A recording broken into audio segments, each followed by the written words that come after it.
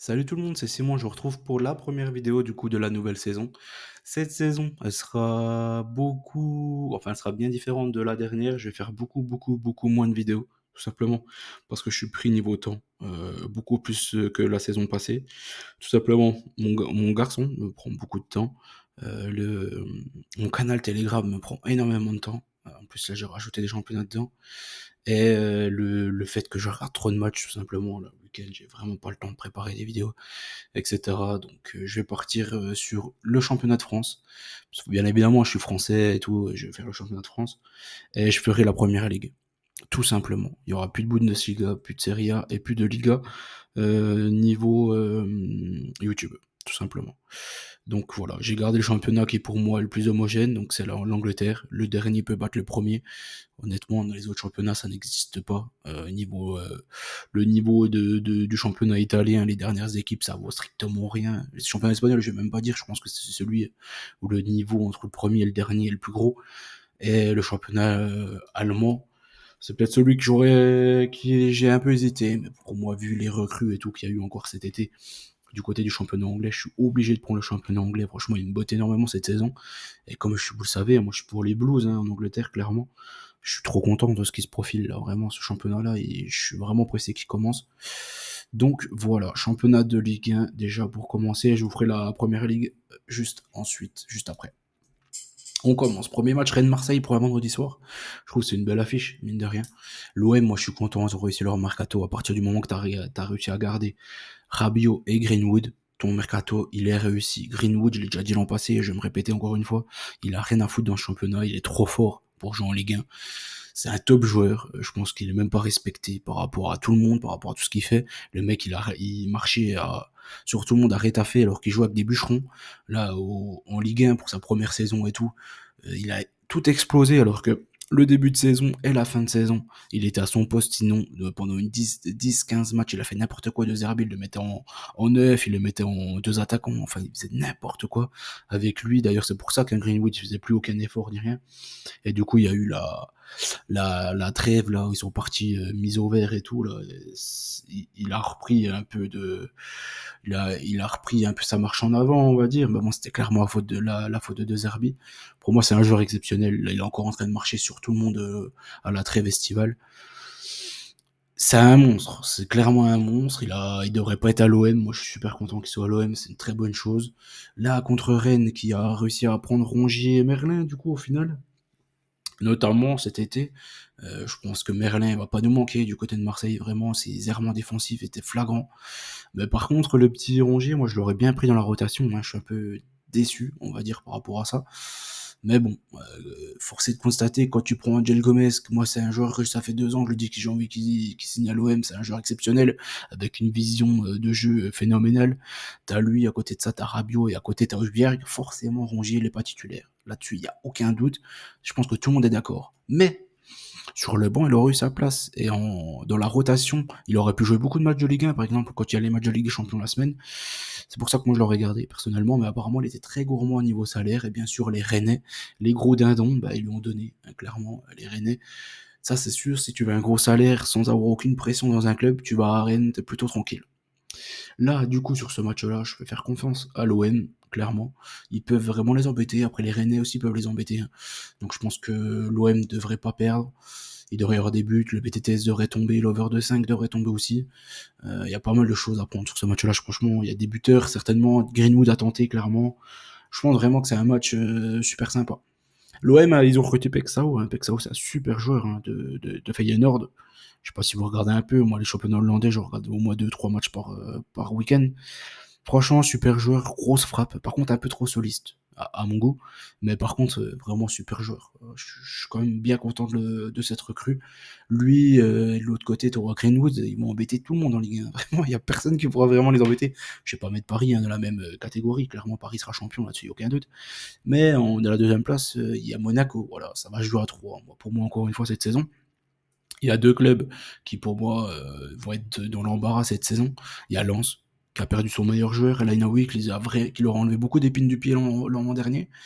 Et t'as Nantes qui perd tous ses gros joueurs. Clairement, il y a Ablin, il va se barrer avant la fin du mercato. C'est quasiment une certitude. Donc vraiment, Nantes et Lens, Je les sens pas trop pour eux. Ça va que le championnat de Ligue 1 est trop faible, quoi. T'as encore des Le Havre, du Angers, Paris FC, je pense qu'ils vont se maintenir quand même vu le mercato qu'ils ont fait, même si encore une fois, je pense qu'on surélève un peu trop le niveau de leur mercato. Hein. Otavio, il était même pas titulaire à Porto. Moses Saïbod, il joue à Nantes. Déjà, à partir de là, ça commence à te donner quand même pas mal de puces à l'oreille, même s'il leur a fait beaucoup de bien. Hein. Lui et Mostafa Mohamed, clairement, c'est clairement les deux joueurs qui sauvaient Nantes régulièrement. Donc Nantes, je les vois vraiment s'éteindre cette saison. C'est vraiment le club où je les vois le plus dans la merde. Là, il y a Metz aussi qui est pas terrible. Il y a Auxerre qui a perdu son meilleur joueur. T'as Lorient, ça vaut pas grand chose. Heureusement, hein, vraiment, hein, pour une équipe comme Nantes. Moi, je les verrais vraiment jouer le maintien à Nantes. Sur 18 équipes, voilà, finir maximum 15e. Quoi. Je les vois pas plus haut. Ça va être très très dur pour eux. Clairement très très dur pour les Canaries cette saison. Je suis un peu déçu parce que c'est quand même un club moi que j'aimais bien avant, quoi. Avec Marama Vairuya notamment. Mais bon, ça remonte à loin, quoi. Maintenant, ça fait bien longtemps qu'ils font un peu de la merde, hein, quand même, mine de rien. Lens contre Lyon, je suis parti un peu contre les boucles. Là. J'ai vu que Lens était favori. Comme j'ai dit, moi, pour moi, c'est en line, oui. Ils ont perdu pas mal de choses. Et ils ont perdu gros. Vraiment, je pense il peut percer du côté du championnat italien. J'ai fait confiance aux Lyonnais. Moi, ils ont fait un plutôt bon été, là. Ils ont quand même un bel effectif, mine de rien. Hein. Ils ont encore recruté un peu. Mine de rien, je pensais pas qu'ils allaient pouvoir recruter. Franchement, la DNCG, elle est vraiment gentille avec certains clubs, clairement. Notamment Lyon. Mais bon, ça, on n'est pas surpris. C'est quand même assez régulier. Et je pense que les Lyonnais, ils ont une meilleure équipe que Lens, dans tous les cas. Monaco contre Le Havre, je pense que Monaco cette saison, en plus ils ont recruté un bon goal pour une fois, certes âgé, mais il va pouvoir vraiment les dépanner cette saison, avec Radeki là du côté de Leverkusen. Pour moi il va être titulaire indiscutable, un Cohn là il est vraiment nul. Je le vois vraiment pas faire la saison, faudra voir, mais j'ai du mal à y croire, je pense que Radeki s'il est venu, c'est qu'il a eu des certitudes derrière, je pense qu'il sera titulaire cette saison. T'as lui, t'as Pogba. Pogba, je préfère pas trop m'avancer dessus, hein, parce que ça se trouve, il va se péter, se surpéter, se re-surpéter. Mais c'est quand même une super recrue. S'il est même à un niveau à 60%, même à 60%, il marche sur la Ligue 1, quoi. Donc, ouais, c'est quand même une énorme recrue. Ils ont gardé Biarritz. Franchement, c'est pas mal. À Monaco, ils ont recruté d'ailleurs derrière. Ah, ça me plaît bien. Hein. Monaco, cette saison, c'est solide. Hein. C'est peut-être pour moi, là, c'est le seul candidat qui me fait un peu peur pour l'OM pour la deuxième place. Sinon, le reste, je crois pas une seconde. Lille, ils ont perdu David, ça va leur faire trop mal. Même s'ils ont Gigi, tout Roux, il sera là, bien évidemment, notre Olivier Giroud. Ouais, ces trois matchs-là, pour revenir quand même au pronostic de ce week-end, c'est les trois matchs franchement les plus indécis selon moi. Nice-Toulouse, Nice, franchement, comme d'hab, si t'as besoin de rien niveau européen, bah tu demandes aux Niçois, comme d'hab. Ils ont fini quatrième, ils méritaient pas cette place-là, vraiment, et c'est dommageable. Comme je l'ai dit, ils ont flingué une place en Ligue 1, ils auraient jamais dû se qualifier pour faire le barrage. Ils ont été strictement nuls à chier encore une fois contre le Benfica qui jouait même pas. Le Benfica en plus ils ont même pas forcé. Hein, ils voulaient faire la différence au retour. Au final, voilà, ça a suffi pour gagner quand même le match aller. Franchement, Nice sont ridicules. J'ai même pas envie de parler d'eux niveau européen. Franchement, ils sont ridicules. En plus, là, ils ont perdu Guessant. Oh, ça n'a ni queue ni tête cette équipe-là. Franchement, ils me font pitié. Là, contre Toulouse, je suis parti sur un nul. Brest contre Lille, ça c'est pareil. T'as Lesmelo qui est clairement la, leur petite pépite hein, au stade brestois qui est annoncé un peu partant, notamment je crois qu'il était annoncé à Lyon et au PFC. Donc s'il part avant la fin du mercato, ça peut leur faire très très mal. Je sais pas trop, je sais pas trop. Les Lillois, ils ont perdu gros, comme je l'ai dit avec David. Pour moi, Lille, ils ont une super équipe, peut-être une meilleure équipe, on va dire, que Brest. Mais t'as encore beaucoup d'incertitudes aussi. Ils ont perdu gros aussi, ce mercato-là, Lillois pour le moment. Le temps qu'ils se renforcent et tout, pour moi, Brest peut même le prendre, ce match-là. Je vais vous dire, peuvent même le prendre, mais je suis parti quand même sur un nul. Je pense que Brest, ils peuvent quand même continuer de surfer sur la vague de ces 2 dernières années. Et pourquoi pas faire une sensation en tapant Lille. Franchement, je serais pas surpris. Angers contre le PFC, je suis reparti encore une fois sur un nul. Ces trois matchs, comme je vous ai dit, ils m'intéressent pas ces trois matchs-là. Les Angevins à domicile quand même, et ils ont fait quand même quelques bons matchs l'an passé. Pour moi, le Paris FC, c'est pas une équipe en qui on peut vraiment avoir totalement confiance. Donc je pars sur un nul. Un petit nul, j'en sais rien, j'en sais strictement rien. C'est des matchs qu'il faut pas jouer, ça, clairement pas. Je pense que déjà, si je veux partir sur un vrai match, je pars sur Monaco. Je pense que c'est le plus safe du week-end avec le PSG. Tu prends un Monaco PSG, normalement, t'es plutôt tranquille, quoi.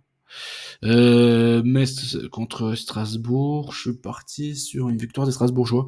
Après, seul petit bémol, c'est que je sais pas encore si la mayonnaise, elle va prendre assez tôt et assez vite, parce que l'effectif s'est quand même pas mal renouvelé cet été. Certes, c'est beaucoup de jeunes, beaucoup de bons joueurs, ça c'est une certitude, mais est-ce que ça va prendre direct ou s'il y aura un petit temps d'adaptation, j'en sais rien.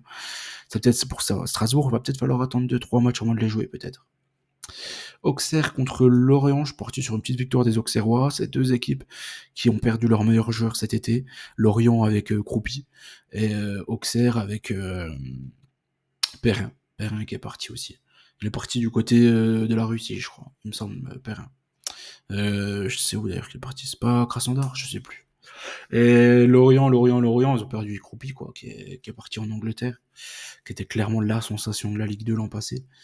Donc, je me dis à petit avantage Auxerre parce qu'ils sont à la maison. Encore une fois, comme je vous ai dit, la Ligue 1, il y a pas mal de choses, il va falloir attendre un petit peu. Nantes, Paris, avantage Paris. Je pense qu'on va pas s'éterniser sur le sujet. Je pense que les Parisiens, ils ont l'équipe B remaniée, on va dire, du PSG. Parce que je pense pas que tous les joueurs qui ont fait le tournoi à la con, la Coupe du Monde des clubs, je pense pas qu'ils seront tous aptes à reprendre. Ou alors ils seront à 50%, quoi. Peut-être même 40% pour ce début de saison. Donc je pense vraiment qu'il risque d'y avoir pas mal de rotation du côté du PSG, mais contre un Nantes ultra affaibli, je pense que ça devrait le faire. Nantes, ils ont perdu tous leurs joueurs. Il n'y a plus rien à dire à Nantes, hein, c'est fini. C'est clairement fini. Franchement, je sais pas comment ils peuvent relever la tête cet été. S'ils font pas un peu de recrutement, pour le moment, ils font rien. Ça va être très très très compliqué pour eux. Donc voilà, j'espère que la vidéo vous a plu. N'oubliez pas qu'on gagne, on perd ensemble. Toujours pareil, un petit like. Et je vous dis à bientôt. Ciao tout le monde.